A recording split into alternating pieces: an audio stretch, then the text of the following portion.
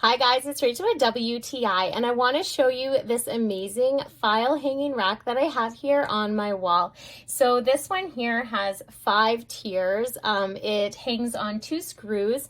I found studs in the wall so that in case you're going to hang anything heavy, it's best to hang it on there. That's all that holds it. So it literally just goes on your wall, nice and easy like that. There is 5 different tiers. So this one here I put at a desk where we do crafts and work. I do my work here. My daughter uses it as well. So we're able to store paper, crafts, all different kind of things that we're going to have on hand. So I like that there's 5 units.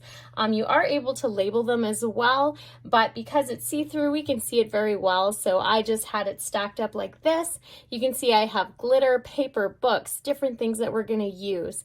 I like that the top one is a little more bigger. So if you do want to hang a lot of things like bigger books, you can even store pencils and different things that you want in here. It's very convenient. It's off the ground, so I find it keeps your area a lot cleaner, but that's just my point of view.